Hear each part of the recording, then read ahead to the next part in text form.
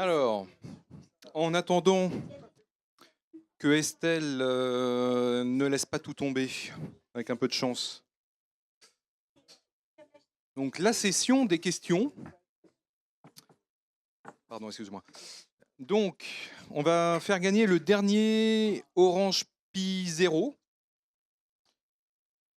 Alors, ouais, ça peut le faire, ça. Alors, quand tu as une pin de vidéo haute et une pin de GND, comment tu connectes ta board sur une télé?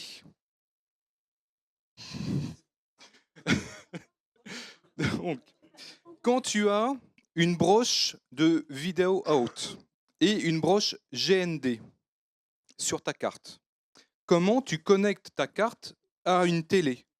Une NCR. Bien joué. Bravo. Alors,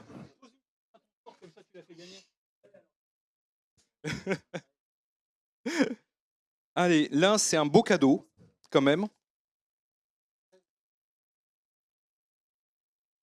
Alors, on ne l'a pas ici, parce que malheureusement, notre collègue n'a pas pu l'avoir, mais c'est une plateforme complète JDOM. Donc, c'est la JDOM Smart, donc complète. Donc, en échange de ce bon, vous faites un mail à JDOM et JDOM vous enverra par la poste la solution complète de domotique. Alors, bien évidemment, beau cadeau dit question vraiment très vicieuse. Comme toujours. Alors, laquelle j'ai pas encore posée là? Ça c'est facile, ça c'est facile, ça c'est posé. Ah, ça peut être pas mal celle-là.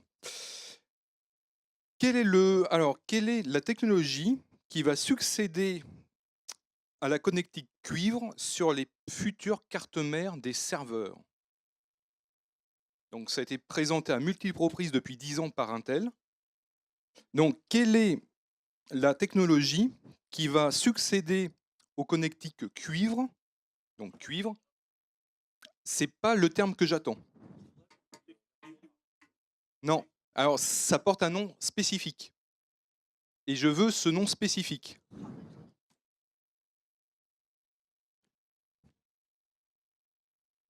Non.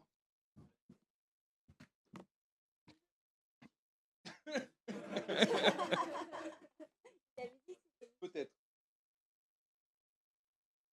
C'est le photonique.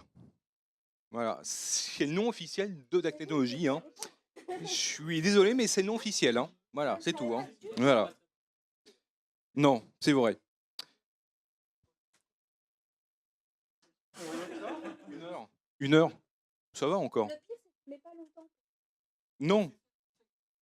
Bon, allez, alors ça c'est ras de terre quand même. Hein.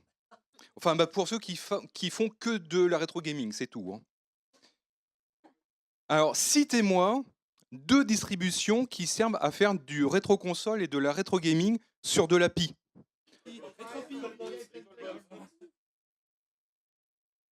Tu as dit quoi? Oui, mais il en manque une. Ah oui, ah oui. Ouais. Bien joué. Ah non, déjà tout? Ah bon? Ah ouais, mais ça non, quand même pas.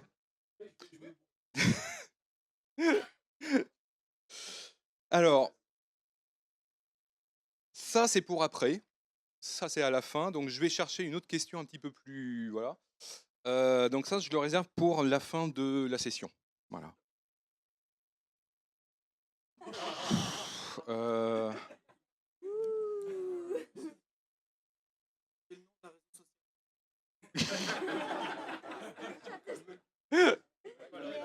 Bah, je sais pas moi. Qu'est-ce que je pourrais m'inventer comme truc à la con? Euh,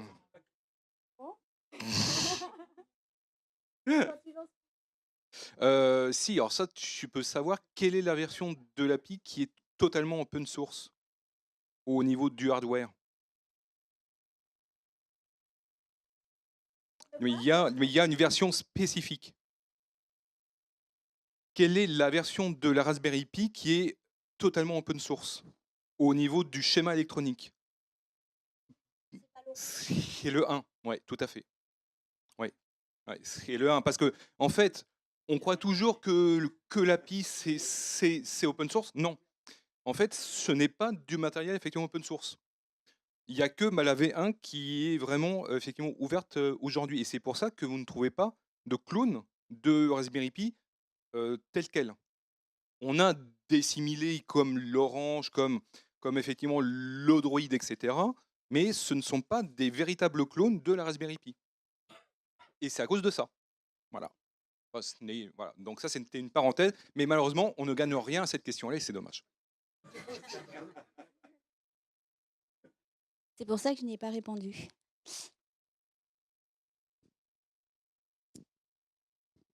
Il va?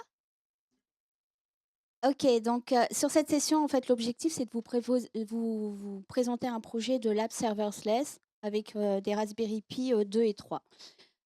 Sachant que la 3 sera quand même obligatoire pour installer un petit peu plus tard Kubernetes, mais je vais détailler un peu plus. Alors, on fait un petit peu du cluster story. L'année dernière, j'avais un quick talk justement où je présentais déjà ce projet de cluster sur Raspberry Pi. L'an dernier, comme en informatique, c'est quasiment 4 ans qui se sont passés puisque j'estime qu'un trimestre équivaut à quasiment une année pour quelqu'un de quasi normal. On avait du Raspberry Pi, du Docker et du Swarm. Là, vous allez voir en fait qu'on a pas mal d'évolutions et je suis revenue un petit peu plus en avant dans l'évolution pour qu'on comprenne un petit peu pourquoi et vers quoi on avance. Quand je vous dis que je suis revenue un petit peu en avant, c'était quand même plutôt pas très en avant. Je suis un petit peu plus vieille que vous. Donc en fait, on a commencé à parler de clusterisation sans parler du terme cluster. À partir du moment où on a commencé à vouloir un petit peu mutualiser les ressources des machines. Donc ça a commencé en 1972 avec le supercomputer Cray 1. On a en 1980 eu le projet Intel Caltech qui a été plutôt qui permettait de commencer à faire du thinking machine. En 1990, on a IBM qui avait créé le Deep Blue supercomputer et tout le monde, ceux qui étaient nés, en ont entendu parler parce que c'est une des premières machines qui s'était confrontée à Garry Kasparov, puisque c'était très orienté sur justement du calcul machine et tout le jeu d'échecs en fait permettait de montrer la puissance justement de la mutualisation des ressources machines. En 2013, on avait le projet OpenMP qui commençait à mettre en place les concepts de multithread, d'applications multithreadées et de partage de mémoire. Donc là, en fait, en 2013, c'est aussi le moment où Docker est arrivé, où on a commencé à isoler, Salmon a commencé à avoir ses concepts d'isolation par rapport au kernel. Et c'est pour ça que j'ai mis quand même que par rapport à OpenMP et le concept de la containerisation, j'ai mis quand même une évolution, même si on reste dans la même année, parce que je pense que ça a été quand même une avancée assez énorme dans le concept justement des mutualisations des ressources machines. Et en 2014, pardon, en fait, j'ai oublié d'enlever les animations. En fait, on a un projet OpenFaaS sur lequel je m'appuie beaucoup et dont je vous parlerai un petit peu plus dans le cadre de cette présentation. Donc OpenFaaS, en fait, c'est un framework qui s'applique sur Docker. Et je ne sais pas, dans la salle, est-ce qu'il y a des gens qui connaissent OpenFaaS au moins de nom? Ouais. J'ai un petit peu tendance à leur pourrir la vie à mes copains sur les trucs qui me plaisent. À part ça, personne. Donc, ouais. Et au niveau de Docker, il y a des gens qui utilisent déjà Docker, qui se sont passionnés pour. Ok, c'est quand même pas la grosse majorité, mais ça commence. Il y a un peu plus que l'an dernier, donc c'est déjà une bonne évolution. Donc du coup, comme il y a un petit peu, pas forcément beaucoup de gens sur Docker, je vais revenir un petit peu sur les principes de base au niveau de Docker pour bien que vous compreniez, pour ceux qui maîtrisent moins le concept, la différence entre justement la virtualisation, les concepts classiques, etc. Donc les containers de l'Unix Container, en fait, c'est une utilisation du kernel. Et derrière, en fait, on containerise tous les applicatifs. Ça, c'est ce qui est en contraposition avec le schéma du milieu qui, en fait, reprend justement le concept des machines virtuelles. où là, en fait, on virtualisait des machines, mais avec tout le concept de l'OS. Et en fait, c'était uniquement une mutualisation de tout ce qui était hardware. Et derrière, il y a un autre concept de spécialisation sur lequel nous, on va s'appuyer un petit peu plus sur les Raspberry Pi parce qu'au niveau hardware, on est beaucoup moins puissant qu'un serveur classique. C'est le concept de l'unikernel. Donc du coup, en fait, on va avoir des petits kernels, ce qui correspond à ce qu'on installe, nous, avec des Raspbian, des choses comme ça. Mais on a quand même du hardware et en fait un hyperviseur au niveau du matériel hardware. Donc, il y a un autre concept, en fait, qui va être important pour comprendre justement ce projet de clusterisation, pour avoir, entre guillemets, parce que ça, c'est une erreur de langage. Quand on utilise le terme serverless, les 3/4 des gens, est-ce que tout le monde comprend ce que veut dire serverless? Parce que quasiment tout le monde pense que ça veut dire sans serveur, puisque si on fait de la traduction littérale, c'est effectivement sans serveur. Mais en fait, c'est un petit peu plus que le sans serveur, parce que les 3/4 du temps, on va vous dire on fait du serverless dans le cloud. Or, dans le cloud, il n'y a que des serveurs. Donc, il y a un moment donné où il faut essayer de comprendre de quoi on parle, surtout quand ça commence à être un buzzword. Et s'il y a, au niveau de la salle, il y a beaucoup de DevOps, beaucoup d'infra. Au DevOps, vous êtes combien à peu près? Waouh, je comprends pas. D'habitude, il y a que ça. Et infra? Ah oui, et les autres, vous êtes passés là par hasard? D'accord. Donc, bon, si je vous ennuie, vous me faites passer, je vous raconterai ma life. Donc, ok. Bon, alors au niveau serverless, on a le concept du scénario classique que tout le monde connaît, c'est ce qu'on a l'habitude de développer. C'est-à-dire qu'en fait, on va reprendre un autre schéma derrière qui va l'expliquer. C'est un terme assez important à retenir. On a du concept monolithique, on a tout dans un package, on a notre application qui est développée, elle est posée sur un serveur ou en local et on l'attaque de cette façon-là. Au niveau du serverless, en fait, on va un petit peu plus démantibuler l'application de telle sorte à ce qu'elle soit traitée par différents, enfin, pas hardware, parce que ça peut être au même endroit, mais elle va être traitée différemment et par petits bouts. Et c'est là où ça rejoint le concept de Docker. Puisque Docker, on a déjà commencé en fait à partitionner au niveau des applications, etc. Donc voilà, au niveau serverless, on se retrouve, et là c'est ce qu'on va retrouver au niveau de Docker, par exemple le concept des API, puisque Docker est très basé sur un fonctionnement en API. Donc on a un noyau global avec l'application globale. Et derrière, on a, alors bon, c'est Amazon qui a lancé les premiers concepts de serverless avec ce qu'ils appelaient le AWS Lambda. Donc c'est pour ça que là, sur le schéma, on voit lambda. Et même si moi, en tant que MVP Microsoft, je suis assez connotée par rapport à Azure, parce qu'en plus, c'est une de mes spécialisations, ça ne m'empêche pas de faire des tests sur Google Engine ou sur Amazon, parce qu'en plus, ils sont assez sympas pour me filer des crédits. Donc je vais pas... autant aller regarder ce qui se passe ailleurs et prendre le meilleur de tout. Donc, le niveau serverless, on a l'application classique avec ce qu'on appelle du monolithique, c'est-à-dire c'est le gros paquet, et on prend un paquet d'un coup, etc. En termes de fonctionnement sur du hardware, ça veut dire que c'est un peu comme quand vous faites un déménagement. Plus le carton est gros, plus c'est lourd à bouger. C'est un petit peu le concept. Après, quand Docker est apparu, en fait, on a commencé à décomposer l'application en microservices. Et donc, du coup, ça donne une espèce d'agilité dans le mode de fonctionnement et de développement qui sont que jusqu'à présent, quand vous êtes en monolithe, vous avez une application que vous voulez faire évoluer, il faut faire évoluer tout le paquet. Donc, c'est la même image que le carton du déménagement. Vous avez peut-être besoin que d'une seule chose dans le carton, mais si vous prenez tout le carton, ça va être très lourd à bouger.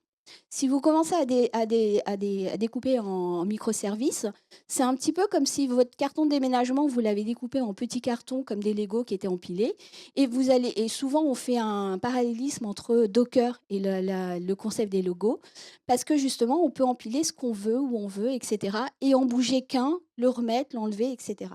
Ça a un avantage assez novateur au tout début, qui était que, par exemple, si vous faites un update d'une application, en général, c'est rarement de toute l'application que vous allez faire l'update, c'est souvent d'une fonctionnalité, ou c'est C'est souvent la gestion d'un bug, et cetera. Vous faites un patch et pour ceux qui font beaucoup de Linux, bon, sur Windows, enfin sur Microsoft, on a l'habitude de faire des patchs et de voir que ça fout tout en l'air. Sur Linux, on a l'habitude de mettre des patchs et les 3/4 du temps, les gens en admin Linux ne les font même pas. Ce qui crée des failles de sécurité au niveau des systèmes Linux. Donc, il y a toujours des avantages et des inconvénients des 2 côtés. C'est pour ça que moi, je suis pas, le côté: «Ouais, faut faire que du Apple ou que du, Microsoft». Il faut regarder. Tout le monde a des bons côtés, tout le monde en a des mauvais. Le tout, c'est de voir par rapport à vos besoins ce qui vous intéresse le plus ou ce qui vous pénalise le moins, à défaut d'avoir votre solution, idéale. Et là où on va commencer à apporter une nouveauté avec l'open-face, c'est qu'en fait, les microservices, on va aussi les découper en fonctions. Et là, du coup, en fait, on segmentarise encore plus la chose, ce qui fait qu'on va augmenter l'agilité parce que, on avait vu qu'au niveau des microservices avec Docker, on pouvait commencer à faire, cohabiter des services qui n'étaient pas développés dans le même langage, qui ne sont pas supportés par les mêmes plateformes. C'est-à-dire que vous pouviez avoir des services sous Windows et des services sous Linux qui pouvaient cohabiter. Ça, c'est quand même relativement novateur par rapport à une application monolithique. Au niveau des et donc mais par contre, vous avez tout le service dans le même langage. Et quand on va commencer à découper en fonctions, c'est là où du coup, vous allez pouvoir avoir une application où avec vous aurez une fonctionnalité, par exemple, une fonctionnalité plutôt orientée, intelligence artificielle, où là, par rapport aux librairies existantes, ça sera peut-être plus logique de la développer en Python. Et derrière, si vous avez une fonctionnalité, plutôt, de type REST où il va falloir faire beaucoup d'allers-retours serveurs, là, vous allez peut-être plutôt faire du Node.js parce que Python, j'aurais tendance, même si je suis une pythoniste, j'aurais tendance à vous le déconseiller. Si vous avez une fonctionnalité plutôt orientée sécurité et tout, ça sera peut-être plutôt du C++ en fonction de vos, comment dire? De vos compétences ou de vos affinités. Et du coup, là, vous n'êtes plus du tout limité par le langage ou vos compétences de programmation.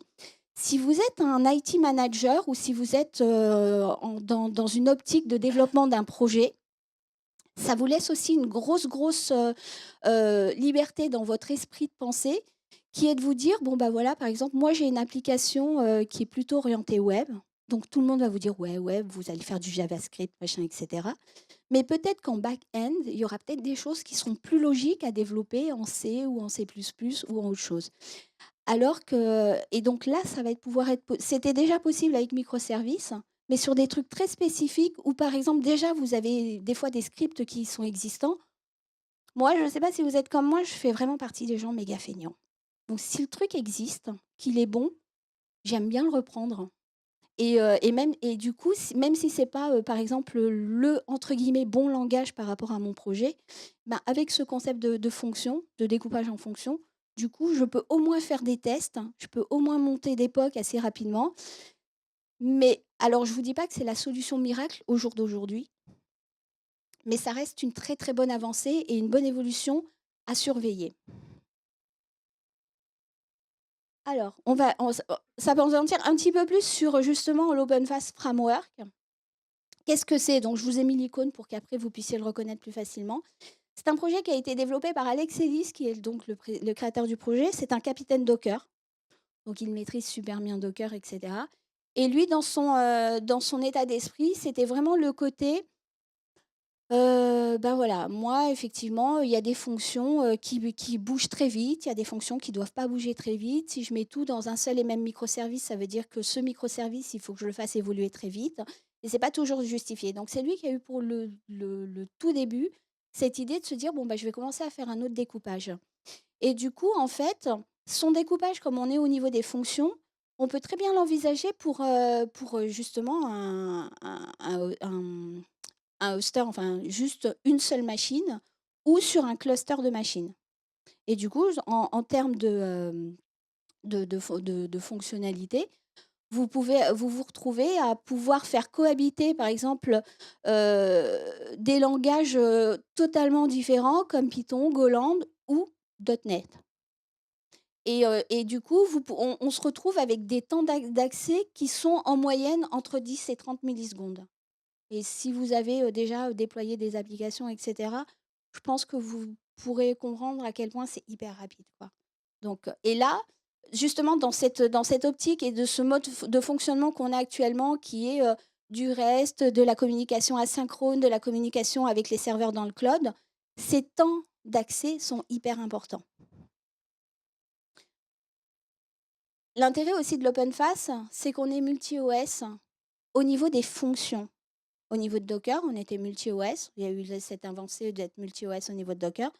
Maintenant, on est multi-OS au niveau des fonctions. Exemple, vous êtes dans une entreprise, vous avez une application métier historique qui est en .NET parce que quand je dis historique, c'est vraiment historique. Hein, c'est qu'à l'époque, les applications métiers dans les entreprises, c'était surtout du .NET. Maintenant, genre, c'est super lourd. Toutes les jeunes compétences que vous allez vouloir embaucher, en général, elles vont plus vous proposer du JavaScript, du Node que du .NET.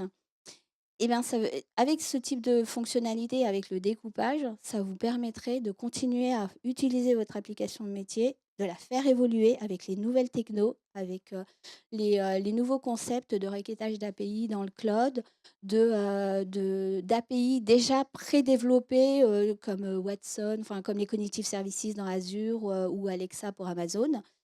Et effectivement, de ne pas vous réinventer la roue sur des applications qui existent déjà. Surtout quand ce sont des applications qui sont orientées machine learning, où là, sauf certains métiers un petit peu spécifiques, c'est assez bien d'avoir une mutualisation de l'apprentissage au niveau du machine learning. Donc là, un machine learning sur un cloud proposé par un provider de cloud public, ça peut être intéressant au début parce que justement, vous avez un machine learning beaucoup plus rapide que si vous êtes le seul à l'implémenter. Comment on fait? Alors le problème, c'est que justement, en branchant c'est pas parce qu'il est tombé, je vais être très honnête avec vous. Le cluster, depuis que je suis arrivée, et ben, j'arrive pas à le lancer. Donc voilà. C'est pas un problème de soft. Donc c'est pas un problème sur le POC du concept que je vous propose. On est sur un problème de hardware, c'est-à-dire que je n'arrive pas à comprendre, on a fait plusieurs tests. Si c'est la microcarte SD, j'en ai 2 qui ont cramé, j'en ai une que j'ai relancée. Mais la carte micro SD, on a testé sur d'autres cartes Raspberry Pi, pas dans le cluster. J'arrive à les attaquer en PuTTY et cetera. Là, j'y arrive pas. Et je vais être très honnête avec vous, je ne comprends pas pourquoi. Et dans l'après-midi, j'ai pas eu la possibilité de débloquer la situation. Donc, je vais vous expliquer tout le concept du cluster, les grandes lignes de comment le monter. Et vu avec François, je m'engage auprès de vous à vous écrire le tutoriel détaillé en français de comment monter le cluster pour que finalement vous ayez cet effet waouh ou bof, si votre carte SD fonctionne pas, mais que a priori, moi je l'ai eu l'effet waouh, donc je sais que c'est possible, mais que vous ayez cet effet waouh chez vous, que vous puissiez le tester et voir si effectivement ça peut s'appliquer à des projets que vous avez ou si ça peut vous donner d'autres idées, parce qu'après je vais vous expliquer un peu pourquoi et comment je mets ça en place. Donc en fait, à la base, au jour d'aujourd'hui, c'est sur du Raspbian Jessie. Oubliez Edge. J'ai testé pour vous, je me suis fait très mal. Donc pour l'instant, oubliez Edge si vous voulez gagner du temps. Si vous êtes un peu maso comme moi, vous perdez 2 jours sur Edge, quoi. Donc voilà. Heu, il faut installer Docker Engine. Dans les 3/4 des tutoriels que vous allez trouver sur le web, on va vous dire de faire, un SSL HTTPS, get Docker, voilà. C'est plus supporté. Donc oubliez, commencez pas à essayer de l'installer, à trouver des magouilles pour l'installer. Vous allez vous vautrer. J'ai testé pour vous.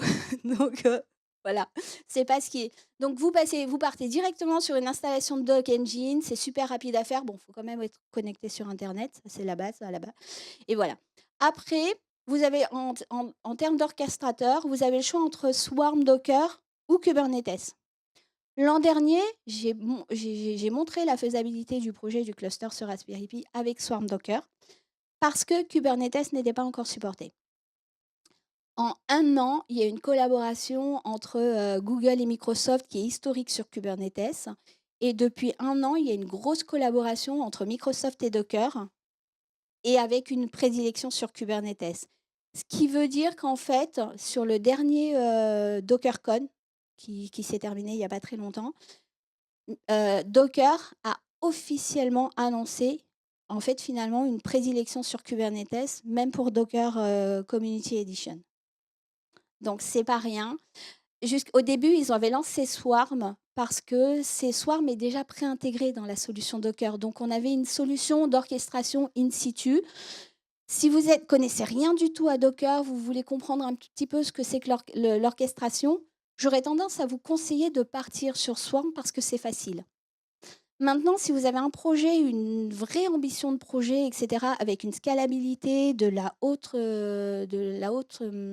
availability, haute disponibilité, pardon, c'est le problème de se vandamiser quand on fait de l'informatique. Si vous avez besoin d'une haute disponibilité, c'est Kubernetes. Mais c'est un peu comme quand on était dans le web, on démarrait avec Joomla ou Drupal. Moi, j'étais une Drupalienne. J'ai fait des trucs vraiment pas propres au début avec Joomla, mais c'est un peu la même chose. C'est-à-dire qu'en fait, avec Kubernetes, vous allez mettre plus de temps pour le prendre en main, mais derrière, vous allez faire des choses vraiment jolies et vraiment puissantes. Avec Swarm, vous allez le prendre en main très vite. Et c'est bien de le prendre en main très vite pour comprendre à quoi sert une orchestration. Et parce que c'est pas le tout, hein, de tout découper en morceaux, c'est qu'après, il faut savoir quel morceau correspond à quoi. Et s'il y a des IT managers dans la salle et qui managent plusieurs serveurs, je pense qu'ils vont comprendre un petit peu de quoi je parle, puisque je fais partie des anciens directeurs informatiques. Donc du coup, voilà, c'est sur ce genre de truc qu'il faut partir. Donc je dis pas foutez Swarm à la poubelle. Moi, je trouve que c'est bien pour une bonne introduction. Mais derrière, si vous voulez faire un truc de sérieux, et en plus, vu les évolutions qui se passent et qui sont très rapides en ce moment, c'est du Kubernetes et il ne faut vraiment pas faire l'impasse là-dessus. Derrière, en fait, on va installer. Alors ça, vous vous arrêtez sur Swarm Kubernetes. Si vous faites un cluster, alors moi je le fais sur Raspberry Pi parce que c'est fun et que c'est pas cher. Maintenant, si vous avez le moyen de vous payer des serveurs, allez-y, hein, faites-vous plaisir avec, avec des gros procs, des multi-procs, etc. Mais le concept, c'est de tester, de maîtriser la techno avec de la Raspberry Pi. Donc là, vous pouvez vous arrêter ici, et là, vous êtes sur une infra de microservices. Si vous voulez passer sur, entre guillemets, une infra de function, donc au niveau des fonctionnalités, vous allez rajouter de l'open-face, et là, du coup, on fait un vrai choix vers Kubernetes parce que c'est du K8s derrière. On met Prometheus parce que Prometheus, ça vous permet d'avoir une interface graphique de management d'orchestration. Donc c'est plutôt pas mal. Alors après, ceux qui aiment que la ligne de code, bah, foncez avec du CLI et il n'y a pas trop de soucis par rapport à ça. Maintenant, si vous avez besoin de pouvoir déléguer certaines de vos tâches de maintenance, c'est plutôt pas mal de mettre un petit peu de GUI derrière parce que ça vous évite de passer trop de temps à former les personnes. Tout dépend de vos besoins. La différence entre Swarm et Kubernetes, j'ai déjà évoqué tout à l'heure. Ce qu'il faut retenir, c'est qu'en fait, au niveau donc l'objectif des orchestrateurs, c'est d'avoir une supervision du clustering, donc de la clusterisation des choses, une orchestration de toute votre solution, soit en microservice, soit en function, et surtout une très haute disponibilité. Ça, c'est vraiment ce que Docker a mis en avant quand ils ont lancé leur projet. Swarm, en fait, c'est ce que j'ai dit tout à l'heure, ça a été construit en même temps que Docker. C'est totalement intégré et c'est déjà préinstallé. Quand vous installez une solution Docker, vous avez déjà Swarm dessus. Vous n'êtes pas obligé de rajouter une installation supplémentaire, ce qui sera le cas avec Kubernetes. Et du coup, il y a plus de paramétrage, etc. C'est le problème d'une double installation. C'est que derrière, il faut arriver à les faire matcher. Donc, c'est dans le même corps, enfin, c'est le même binary Swarm et Docker. Donc, de toute façon, même si vous faites du Kubernetes, vous avez quand même un côté Swarm qui restera en latence derrière. Et par contre, du Kubernetes, eux, ça, c'est un projet à la base de Google, pour ceux qui ne connaissent pas ce projet. Google a mis en place Kubernetes pour la gestion de Google Engine. Donc voilà d'où vient Kubernetes. Et quasiment depuis le début, il y a eu une collaboration entre Google et Microsoft pour le développement de Kubernetes. Et c'est d'ailleurs pour ça que dans Azure, on a quasiment que du Kubernetes. Parce que depuis le début, Microsoft et Google ont collaboré là-dessus. Le principe de Kubernetes, c'est que c'est basé sur le système directement sur Linux. Voilà. Donc là, on a vraiment attaqué le kernel, etc. Et en fait, c'est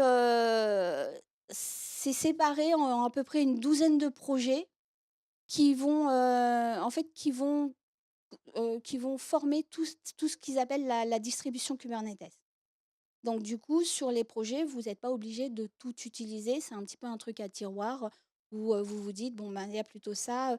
Qu'est-ce qui pourrait correspondre? Peut-être un petit peu les concepts de management que VMware a mis en place avec Sphere, par exemple. Moi, j'aurais tendance à faire un petit peu ce parallélisme en termes d'administration de vos ressources. Donc du coup, on se retrouve à avoir ce type de fonctionnalité. Et à vous, et c'est comme tout dans l'informatique, il n'y a pas une solution qui est meilleure que l'autre. Il y en a qui sont vraiment pas bonnes. Ça, on est tous d'accord pour le savoir.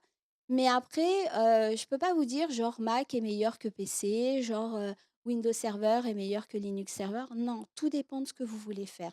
Le tout, c'est vraiment de faire votre choix en connaissance de cause avec les avantages et les inconvénients, parce qu'il y a toujours des inconvénients de chaque solution. Et du coup, de vous dire, voilà, là, ça, c'est ce qui me conviendra le mieux, ça, c'est ce qui va me permettre de bien évoluer. C'est vrai que le concept du microservice et du découpage en function, maintenant, ne vous oblige plus à partir sur un OS plus qu'un autre. Donc du coup, même si vous vous plantez au début, c'est pas très, très grave parce que vous allez pouvoir remoduler derrière sans tout reprendre à zéro, ce qui est quand même un coût non négligeable quand on est sur des applications métiers. Et vu que je suis quand même MVP Azure, je vais quand même vous parler d'Azure parce que ça reste un petit peu mon petit chouchou. Sur Azure, ça bouge beaucoup puisqu'en fait, il y a à peu près un an, donc il y a eu une grosse collaboration de Microsoft sur les projets Docker. Mais depuis un an, c'est officiel. Indépendamment des accords commerciaux entre Docker et Microsoft, il y a des vrais accords techniques de développement technique. Et donc, en fait, dans Azure, on a sorti 2 produits qui sont Azure Container Services, donc ACS, et Azure Container Instances, qui est donc ACI.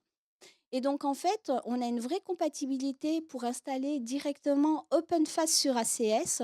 Donc là, on sort de la Raspberry Pi, bien entendu, mais aujourd'hui, c'est une journée Raspberry Pi, mais je pense que euh, peut-être que vous êtes comme moi, Raspberry Pi, vous le prenez comme un vrai outil de prototypage pour monter vos POC, pour tester les fonctionnalités.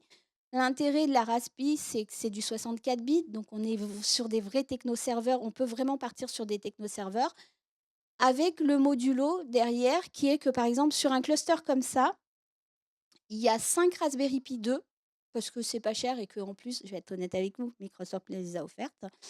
Il y a une Raspberry Pi 3, parce que essayer de faire tourner Kubernetes sur du 512 mégas, bon, ça fait un peu mal. Enfin, ça bloque assez vite. Donc, du coup, voilà pourquoi c'est du Pi 3, parce qu'on est monté à 1 giga. Maintenant, passer sur une fonctionnalité avec juste 1 giga de RAM, je connais pas beaucoup de serveurs aujourd'hui qui vont tourner qu'avec ça. Donc là, on arrive quand même à faire un truc. Sur un cluster comme ça, l'intérêt, c'est vraiment de vous faire un POC ou alors d'avoir un lab maison et qui vous évite d'avoir tous ces coûts de transfert parce que finalement, le cloud, ce qui vous coûtera le plus cher, c'est toutes les connexions serveurs, tous vos envois de data, les requêtages, etc. Parce que le stockage en lui-même, c'est que dalle. C'est par contre, ouais, c'est pas très très cher. Franchement, tu prends du stockage, ça te coûtera moins cher qu'un achat de disque dur, hein, si tu regardes. Ouais. Ah ouais? J'avoue que comme je paye pas Amazon, je suis moins. Mais non, non, je suis d'accord. Je suis d'accord. En fait, a priori, dans les derniers tableaux de comparatif, là, je peux faire. C'est pas un cocorico, mais pas loin. Pour l'instant, c'est Azure le moins cher en termes de stockage. Je dis pour l'instant, parce que ça évolue quasiment tous les jours, quoi. Et de toute façon, comme dans toutes les plateformes, et franchement, là, en toute honnêteté, au niveau d'Azure, il y a plein, plein de produits qui sortent. Nous-mêmes, en tant que spécialistes, on a du mal à tout suivre. Il y a un problème que je reproche, c'est qu'il y a des trucs, franchement, ça vous fait rêver et tout. Puis au début, tout est gratuit. Donc allez-y, c'est open bar. Mais le jour où c'est plus open bar, ça peut faire assez mal. Donc, moi, j'ai eu un truc avec une de mes startups, j'étais Bispark Plus. Bispark Plus, ça veut dire que tu as une société, tu as 4 000 € de crédit dans Azure tous les mois. Je te promets, 4 000 € dans Azure, c'est un peu open bar. Le jour où le programme s'est arrêté, j'ai commencé à voir arriver les premières factures. J'ai fait oh pétard de sort! J'ai commencé à faire des shutdowns de tous les côtés et là, j'ai le suivi commercial, qui m'a appelé de Londres en me disant: «Qu'est-ce qui se passe? Il y a un problème?» Je fais: «Ouais, il y a un problème, c'est que maintenant c'est mon chèque qui ça sort de mon compte en banque, donc du coup j'arrête tout». Donc il faut toujours faire gaffe à ces trucs-là quand vous montez des solutions, dans Azure et cetera ou n'importe où dans le cloud. Il y a une faisabilité qui se fait, il y a une étude des coûts qui se fait, mais plutôt a fortiori, quoi. On peut pas trop le faire, enfin a posteriori plus que a priori. Donc du coup, c'est le truc. L'intérêt de partir sur du Raspberry Pi, c'est que vous avez dégagé toute cette notion de coût au début. Et là, c'est vraiment le côté de se dire: «Allez, j'ai» déjà tester la faisabilité technique, c'est énorme. Parce que c'est pas la peine de continuer de commencer à payer des connexions, des installations, de serveurs, de ceci, de cela, des déploiements de services, si au final vous allez partir dans le mur. Donc de toute façon, on part là-dessus. Et donc du coup, OpenFaaS, c'est totalement compatible avec, le Azure Container Services. L'intérêt de Azure Container Services, c'est qu'on est sur du PaaS, hein, c'est le même problème que quand on est en IaaS ou en PaaS. C'est que du coup et surtout pour ceux qui ont un profil pas trop infra-serveur, c'est super facile à mettre en place. C'en est tellement facile qu'il faut faire un petit peu attention à ce qu'on va dépenser finalement. Donc mais bon, je pense que vous êtes tous assez grands pour superviser ce genre de choses et derrière, il y a du Kubernetes. Désolée, je viens de voir que j'ai oublié un E. Heu, c'est ça, c'était choquant, hein, quand même. Donc, ACI Connector, ça, c'est le côté justement des instances parce que, ACS, c'est l'engine, en fait. Donc, du coup, on a vraiment tous les containers et cetera. Là, on a et ça, c'est tout récent, ça date de septembre. En fait, c'est sorti à peine une semaine avant, le MS Experience du début octobre. ACI Connector a été créé de mémoire, je crois que c'est un Japonais qui l'a créé et donc du coup, maintenant, il y a un connecteur ACI qui permet justement de faire un lien avec K8s sur un cluster de Raspberry Pi. C'est ce que je voulais vous montrer. Donc du coup, et là par contre, ça fait partie des tutoriels qui ne sont pas encore disponibles sur le web. Sur ce que je vais écrire et que François, parce qu'on s'est mis d'accord juste avant, j'allais pas vous faire une promesse alors que je ne suis pas éditrice du journal. Justement, l'objectif, c'est que je vous fasse un vrai tutoriel bien détaillé en français, en disant genre: «Warning, là-dessus, je me suis plantée, donc le faites pas» et cetera. Je pense que vous ferez d'autres erreurs parce que je j'ai pas la prétention de vous dire que je suis une méga spécialiste. J'ai juste la prétention de vous dire que je me suis brûlé les ailes un petit peu avant vous, sur le truc. Maintenant, c'est pas parce que je me suis brûlé les ailes que ça m'a découragée, parce que je crois vraiment dans le potentiel de ce genre de technologie. Et en fait, pour vous expliquer pourquoi je fais ça, c'est parce que en fait, je regardais un petit peu comment sont montés GitHub, parce que justement GitHub est sur un concept de function maintenant. GitHub, PayPal et cetera. À la base, tout était, développé par exemple, Amazon, ils ont fait Lambda pour répondre à une demande de Netflix parce que c'est leur client historique. En général, ils mettent en place des solutions pour répondre aux besoins, commercial de leurs clients. Donc du coup, moi, j'ai regardé tout ça et en fait, dans mon projet de start-up, je suis en train de développer un microserveur que je dois avoir quelque part, par là. Enfin, grosso modo, qui est une taille, il y a quelques personnes qui sont passées, à la table où j'étais, tout à l'heure, qui ont en fait une taille de carte de crédit. Donc c'est aussi fin qu'une carte de crédit et cetera et l'objectif, c'est de faire du full wireless sécurisé afin d'avoir un espace de stockage sur soi ou d'applicatif qui va remplacer la clé USB. Parce que, alors, quand on est particulier, une clé USB, ça peut être bien, sauf que les 3 quarts du temps, c'est porteur de virus. Et par contre, pour une entreprise, c'est une vraie faille de sécurité pour toutes les entreprises, qu'elles soient petites ou grandes.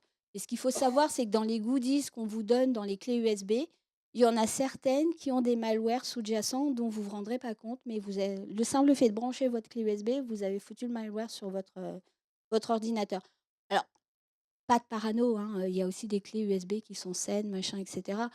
Mais qui, n'a jamais vécu le concept de: «J'ai besoin de partager un dossier et putain, où elle est ma clé USB? Je sais que j'en ai une». Bon, moi, j'ai un sac qui est particulièrement petit pour une femme, donc du coup, je mets 3 heures à trouver le truc qui est grand comme ça. Donc c'est parti de ce truc. Après, le fait de faire de la fonctionnalité, c'est que justement, on n'a pas besoin de partir en function plus qu'en microservice, c'est qu'en fait, on n'a pas besoin d'une grosse ressource matérielle. Et donc là, par exemple, moi, sur le cluster, je mets Kubernetes pour la démo, mais Kubernetes peut très bien rester, enfin, tout ce qui est orchestration peut rester dans le cloud, etc. Vous pouvez très bien avoir un device qui soit temporairement pas sous l'orchestrateur et qui, dès qu'il est reconnecté dans le cloud, va repasser sous l'orchestrateur, etc. Donc après, c'est à vous de voir. Une grosse fonctionnalité, parce que ça, c'est un cas très c'est un use case qui est vraiment très particulier. Le cluster, moi, je vous en ai parlé pour vous dire que c'est une mutualisation des ressources. Pour moi, c'est un réseau mesh. Donc, du coup, c'est comment exploiter les connexions entre divers devices dans le même réseau Wi-Fi. Parce que là, moi, j'ai pas forcément besoin d'être connecté. Enfin, là, sur les Raspberry Pi, on a quand même besoin d'être dans le même réseau Wi-Fi et donc, du coup, de générer. Parce que mon ordinateur ne génère pas son propre hotspot Wi-Fi. Mais je pourrais très bien avoir. Moi, c'est ce que je mets sur mon microserveur. Je mets 2 chipsets Wi-Fi. Il y a un chipset qui, comme les drones, fédère son propre hotspot Wi-Fi. Et il y a un autre chipset qui, dès qu'il y a une disponibilité sur Internet, permet en fait de synchroniser directement dans le cloud. L'intérêt pour ceux qui sont vieux comme moi, c'est que le réseau mesh, c'est un truc qui date des années 90, qui avait été repris, pour ceux qui n'ont pas suivi, par les étudiants chinois au moment des manifestations, c'était plus en 2012-2013, dans ces eaux-là, où le gouvernement chinois avait totalement déconnecté Internet pour éviter. Et en fait, les étudiants chinois ont créé leur propre réseau mesh, ce qui leur a permis en fait de se faire du WhatsApp en local. Enfin, un looks like WhatsApp en local. Et du coup, en fait, comme ça passait pas par les réseaux Internet, le gouvernement chinois a eu aucun contrôle sur ce type de connexion. Et donc moi, dans mon idée, parce qu'en plus, on est en train de se diriger vers la 5G, que dans la 5G, on va mutualiser les réseaux, que ce soit de la radio-télécom, du radio-télécom, parce qu'on va reprendre justement tous ces faisceaux hertziens, etc., le Wi-Fi, etc.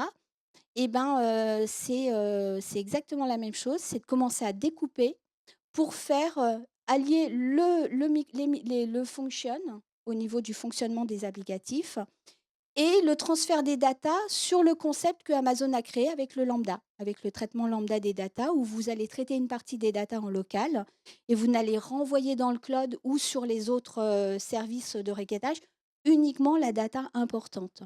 Et donc pour ceux qui ne sont pas sur des projets comme moi, mais qui se lancent dans l'IoT, ça va être fondamental pour vous parce que justement, le function, c'est une vraie optimisation de tous vos réseaux IoT.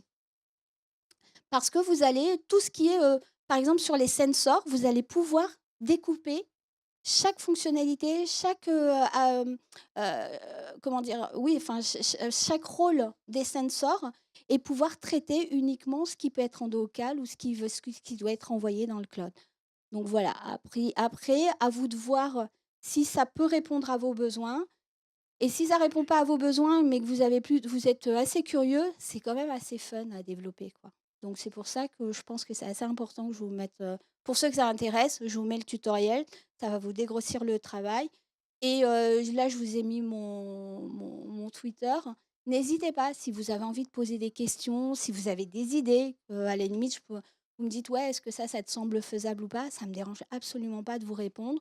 Voire à la limite, alors je ne ferai pas le boulot pour vous, hein, on va s'entendre, j'ai un petit peu d'autres choses à faire, mais je peux vous dire effectivement, quelque part, sur le papier, c'est jouable ou c'est pas jouable. Et si ça n'est pas jouable, parce qu'en informatique, il n'y a pas grand-chose d'impossible, à part quand on n'a pas d'électricité ou quand on n'a pas d'internet et qu'on veut faire du cloud, là, ça commence à devenir très, très, très compliqué. Mais du coup, voilà, ça peut, et puis l'objectif, c'est qu'on soit une vraie communauté, que tout se passe pas que aux États-Unis, parce que je pense qu'au niveau de la France et surtout là, on est dans une école à 42, il y a des vraies compétences. Les Français sont relativement connus pour pas avoir de pognon, mais avoir pas mal d'idées. Donc allons-y, hein. Je pense que plutôt que de faire du cocorico, comme le coq avec les pieds dans la merde, je pense qu'il vaut mieux jouer sur les bonnes idées qu'on peut avoir. Et puis, à vous de voir si effectivement, si vous avez des questions ou des choses comme ça, n'hésitez pas.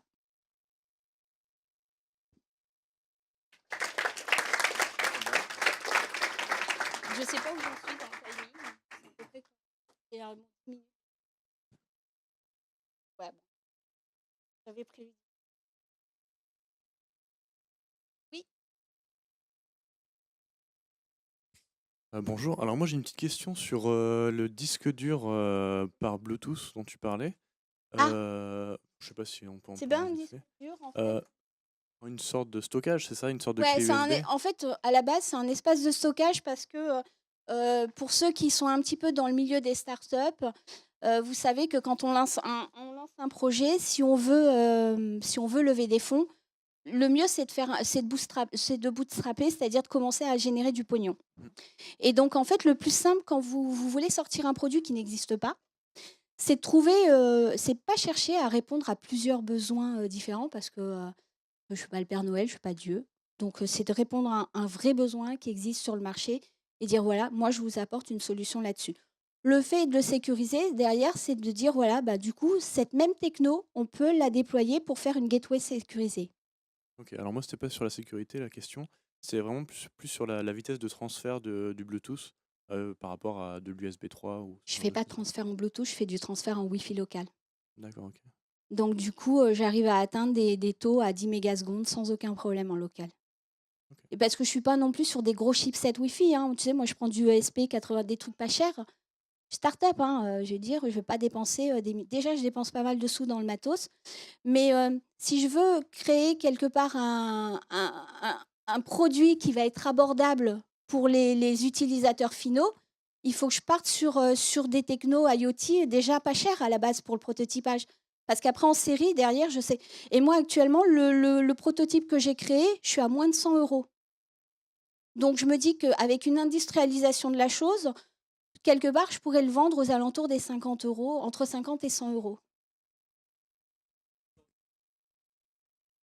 Est-ce qu'il met en œuvre des microservices ou des services Il fonctionne. Je suis D'accord, des passée en fonctions, function. d'accord. En fait, l'an dernier, quand j'étais sur le développement, j'étais sur le concept des microservices Mhm. parce que le projet d'Alex, en fait, il l'a démarré en 2014, mais c'est vraiment depuis l'an dernier que Mhm. ça prend de l'ampleur, que la communauté a vraiment grossi. Je crois qu'il a annoncé ça au DockerCon la semaine dernière ou il y a 15 jours, parce que je ne vois pas le temps passer. C'est le projet qui a eu le plus gros, enfin le plus grand nombre d'étoiles. Je crois qu'il génère environ 7000 étoiles en notation par semaine. Donc c'est un truc qui est vraiment en train d'évoluer. Mais et ce que je trouve dommage, c'est qu'apparemment en France, moi j'ai pas beaucoup d'interlocuteurs là-dessus. Et quelque part, même si ça me dérange pas de parler avec des Américains, d'ailleurs je fais mes slides en anglais parce que c'est beaucoup plus simple pour moi.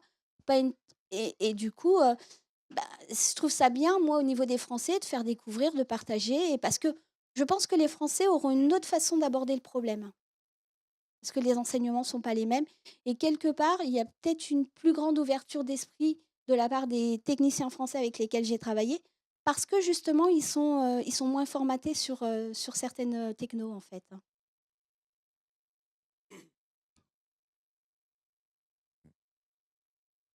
Oui, moi je voulais savoir par rapport au PI, là, tu utilises quoi effectivement comme du coup serveur pour faire tourner tes functions pour simuler? Bah là, je suis sur du Raspbian Jessie. Ah d'accord, donc c'est le JC là. Ouais, c'est C'est Raspbian Jessie, Docker Engine, Kubernetes, enfin un K8s. Et derrière, j'ai commencé à faire des petits tests pour rebalancer de l'ACI dessus parce que voilà, ça commence à devenir sympa. Parce qu'en plus, sur l'ACI, enfin au niveau d'Azure, il va y avoir des contributeurs que moi, je n'aurais pas forcément en local. Donc je me dis qu'à la limite, je peux enrichir le projet. Je ne dis pas que je vais l'utiliser sur mon projet final à moi, mais j'estime qu'il faut que je reste curieuse. Même si j'ai un objectif, j'ai une target assez précise. Si je reste pas curieuse, je pense que j'irai droit dans le mur parce qu'il faut quand même regarder ce que font les autres autour, parce que je mets du temps à le développer et je peux très vite devenir obsolète si je regarde pas ce qui se fait autour. Oui, bonjour. Alors j'ai peut-être Sur- une question peut-être de béotien, parce que moi j'ai jamais pratiqué ça. Donc ce que m'a expliqué François, si j'ai bien compris, il y a une distrib Linux par Raspberry avec une carte maître. Mais est-ce qu'il y a une version du cluster, alors c'est pas ce que vous faites, mais où par exemple je construis une grosse machine, entre Ouais. guillemets. Donc je vais mettre des nœuds, donc un Raspberry 2, 3, 4, 5, et je le vois comme une grosse machine Linux avec plusieurs processeurs et avec de la mémoire partagée. Ah, Est-ce tu que veux ça faire un existe? truc un petit peu comme j'avais présenté l'an dernier, c'était. Ah, j'étais pas, malheureusement, j'étais pas là. Ouais, non, mais c'est pas grave, c'est bon. c'est un peu dommageable pour toi, mais sinon, c'est pas très grave. Mais non, je rigole. L'an dernier, de mémoire, hop, non, pardon. Je vais pas vous montrer ça vous concerne pas, mais voilà, l'an dernier, en fait, il y avait le truc fun, c'était ça. Bah voilà, par exemple. 32 cartes Raspberry Pi. Donc, tu te montes une machine pour moins de 2 000 € avec 32 cœurs, 32 gigas de RAM. Alors, en termes de RAM, c'est pas le truc, c'est pas l'effet waouh. Mais quand tu fais du microservice ou du function, c'est pas la RAM que tu utilises. Tu vois. Donc, et là, tu es à moins de 2 000 €. Donc, trouve-moi un ordinateur avec 32 cœurs à moins de 2 000 €. Et ça, on le voit comme une grosse machine Linux, en fait. Ouais, enfin, ou à la limite, si tu fais du Docker, tu peux très bien te Oui, Docker, mettre ouais. du Windows IoT. Bon, moi, j'ai pas trop testé parce que je me brûle assez les ailes sur d'autres choses. Mais bon, je sais pas, ça peut. Enfin, je dis pas qu'il faut pas le faire, hein. Je l'ai pas fait. Mais sur le papier, c'est jouable. Et ce qui est utilisé pour faire ça, c'est quoi exactement? C'est-à-dire, hein, C'est pareil, il y a des distributions Linux, enfin, entre guillemets, la distribution Raspberry et du Docker dessus? fondamentalement, ça, là, je sais pas sur quoi ils l'ont monté parce que c'est surtout la photo et c'était le côté fun qui fait un peu baver, quoi. Mais moi, je suis très Raspbian parce que je suis pas une. Enfin, moi, quand j'ai commencé à faire du Linux, je fais du Debian plus que de l'Ubuntu. Voilà. Alors après, ça peut être un snobisme de vieille, mais quand j'ai démarré Linux, Ubuntu, ça n'existait pas. Donc voilà. Après, sur de la Raspberry, tu peux très bien mettre du Ubuntu Lite, ça passera très bien, hein. Le Ubuntu, enfin, le complet, c'est un peu lourd. Tu vois, Raspbian est beaucoup plus léger en fait dans l'histoire. Maintenant, tu vois, par exemple, si t'es pas habitué puisque tu es un béotien, passe sur un Noops. Tu vois, tu te mets d'abord une distrib Noops parce que du coup, tu auras un grub. Enfin, un grub, donc c'est un lancement. Tu vas passer en interface graphique. Alors, pour le vrai Linuxien, ça devient un crime de lèse-majesté de ne pas être sur ton écran de commande. Ouais. Mais bon, enfin, tu vois, je veux dire, faut pas être snob hein, dans Non, la parce que vie. moi, si tu veux, je ne connais pas du tout ce genre de distrib. Moi, à la base, sur du Linux, j'étais plutôt sur du CentOS, sur du RHEL ou des trucs comme ça. Quand je dis Ouais, je suis béotien, ben, je connais pas du tout ce genre de tu vois, distrib. moi, dans mes tests, je me dis, ça me brancherait bien d'essayer de faire de l'OpenShift sur de la Raspberry Pi. Tu vois? Donc, je vais passer, CentOS, c'est bien Red Hat, hein, si je me plante pas. Voilà, donc, non, parce que j'ai tendance un peu à confondre SUSE et Red Hat, mais bon. Mais, tu vois ce que je veux dire? C'est que, après, tu vois, par exemple, si tu vraiment sur du tout petit, par exemple, sur une Pi 0, parce que là, en fait, ce qu'on voit sur de la Pi 3, avec, de l'openFaaS, tu peux te monter ton cluster en Pi 0. La Pi 0, c'est entre 5 et 10 pièce. Donc, tu vois ce que je veux dire? Mais bon, après, tu vas avoir du 512, ton proc, tu vas être sur un ARM, ça doit être du 3, la version, si je me trompe pas, c'est un ARM 3. Bon, donc t'as pas une super grande puissance en termes de hardware, mais c'est pas forcément ce que tu cherches. Si tu as besoin de mettre en place un serveur où il faut aller vite sur du requêtage avec des tout petits échanges de données, ta Pi 0, c'est avec nickel. Moi, j'ai forqué en fait un Alexa, ça vaut 200 $. Moi, je t'ai fait Alexa avec une Pi 0 pour moins de 10 $, quoi. Bon, ok, je l'ai orienté vers Cognitive Services plus que vers Alexa Amazon, mais voilà.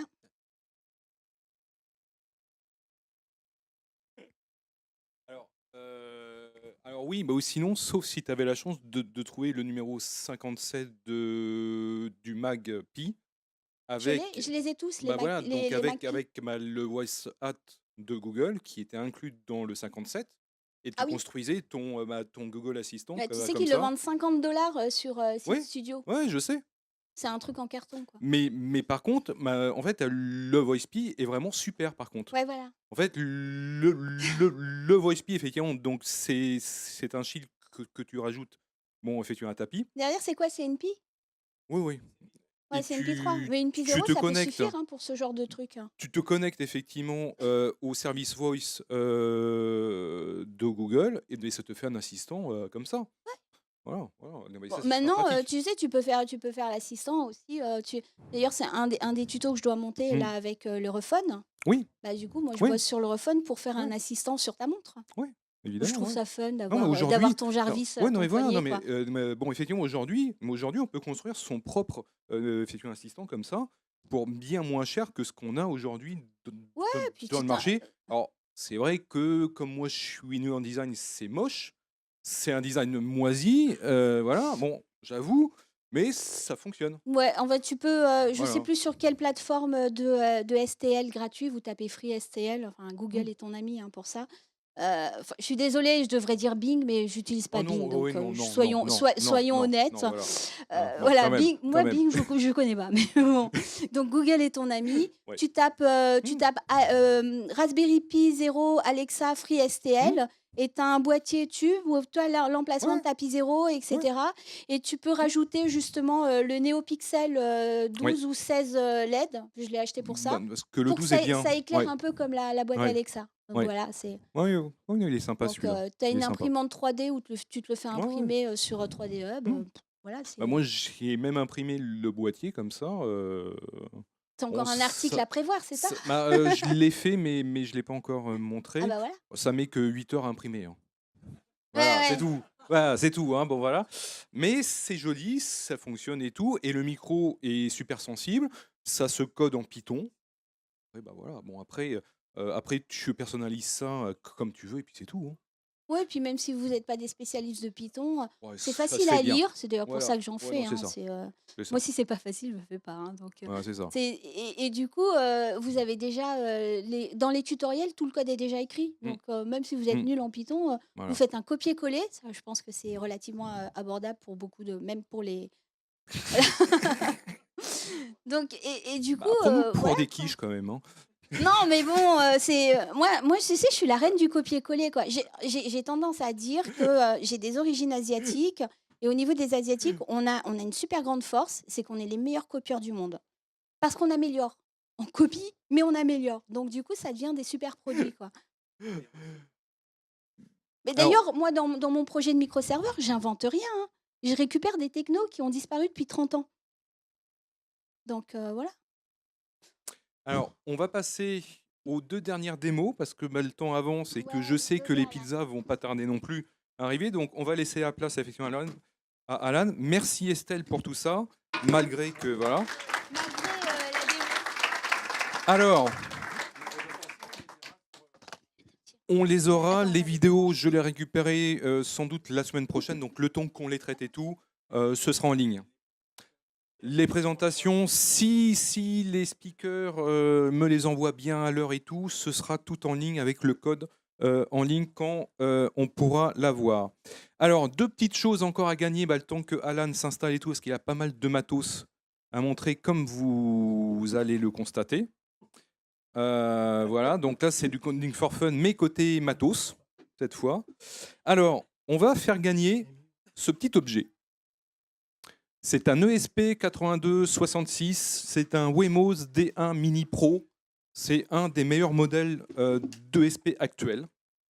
Voilà, c'est Wi-Fi par défaut, 16 mégas de flash stockage dessus. On peut faire des objets connectés à gogo, ça pose aucun souci. 5 $ pièce. Et c'est taillé pour de l'industriel. Voilà, on peut reflasher à volonté le firmware à l'intérieur. Il y a une douzaine de micro-software disponibles. On le flash, on le reflash et tout. Bah, en fait, un ESP, donc c'est une board comme ça. Donc c'est avec un microcontrôleur dedans, avec du Wi-Fi intégré dedans, et on monte son objet connecté avec ça. Voilà, donc ça se code en C, en C++. Pour les plus ambitieux, on peut même trouver une version Python, je pense, quelque part. J'ai pas encore vu un firmware pour faire de l'assembleur avec, mais ça peut se trouver si vous êtes cinglé. Voilà. Ça se code, hein, voilà.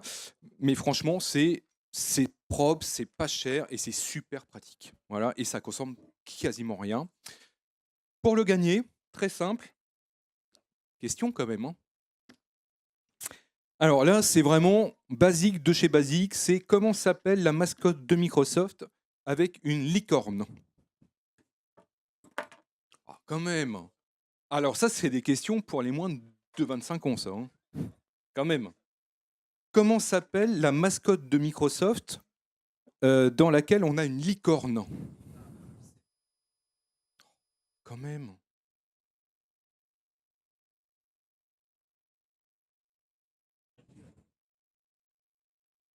Il y a la licorne qui crache du feu.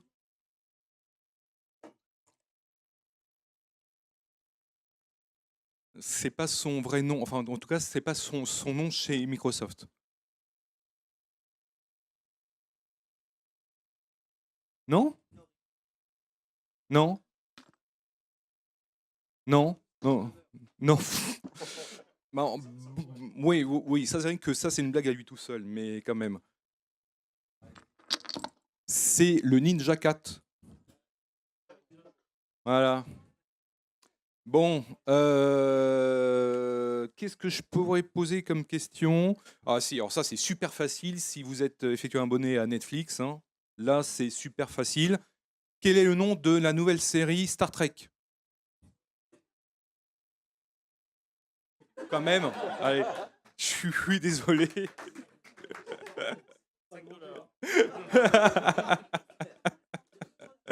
Allez, et alors voilà, on fait gagner comme à la box JDOM, hein, donc c'était quand même un très beau goodies.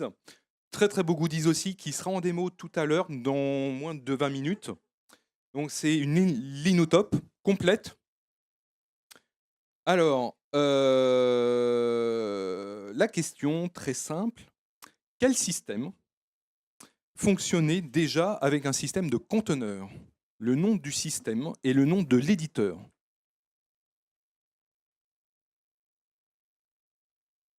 Alors, quel système utilise déjà... pardon.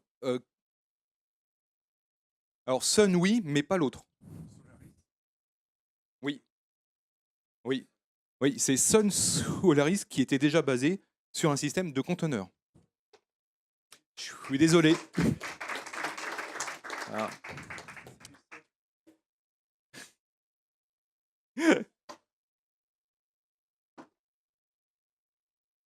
Donc, je pense que Alan va pas tarder à être prêt.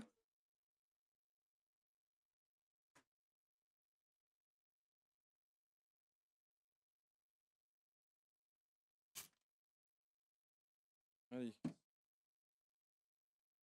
Même une petite Arduino mini. Voilà, donc il faudra jouer du fer à souder, mais voilà. Donc juste retirer un petit peu le strap derrière et ça fonctionne très bien. Voilà.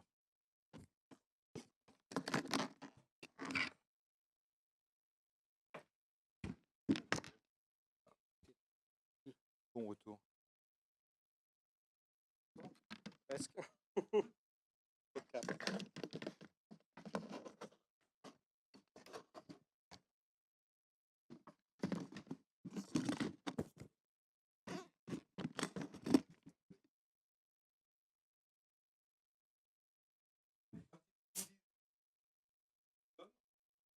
Donc c'est des petits sacs JDOM, hein. Donc voilà.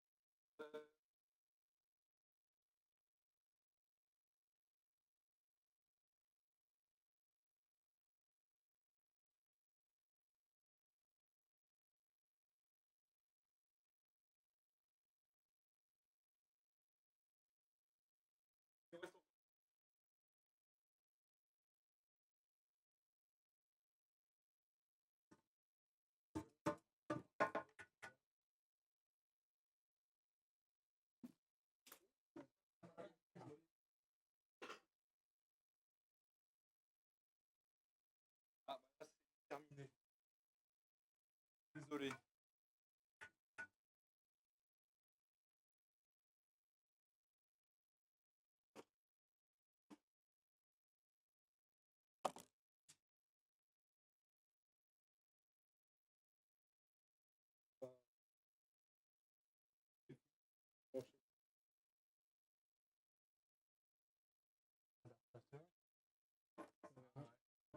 Ah si, c'est ouais, c'est ouais, demi-pendouille en fait. Ouais, ouais.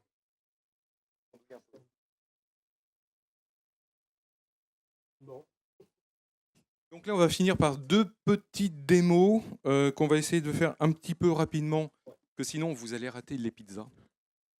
Et le fût de bière surtout, parce que je l'ai quand même promis, hein, parce que Dieu sait qu'on me le réclame depuis la première conf.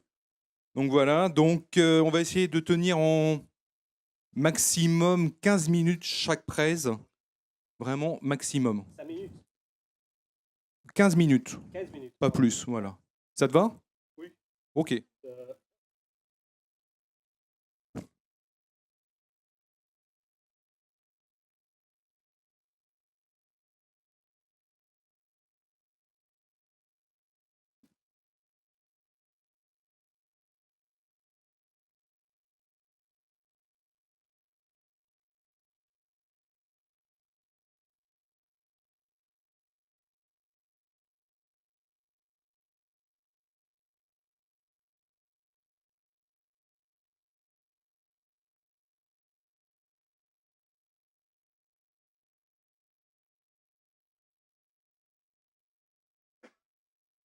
Des adaptateurs, c'est des adaptateurs, c'est des adaptateurs.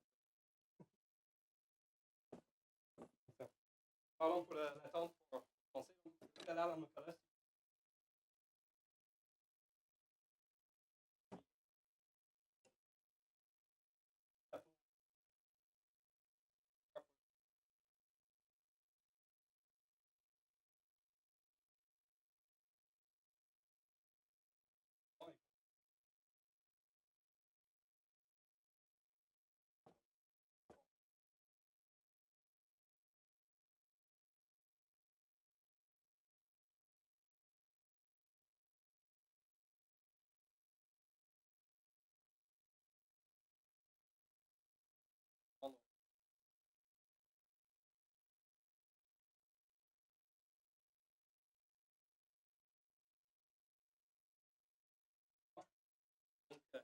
Très rapidement, je vais juste parler de quelques projets. Peut-être vous les connaissez déjà.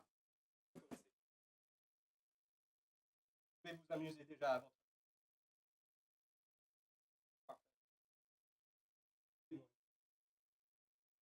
y a 3 ans, le code.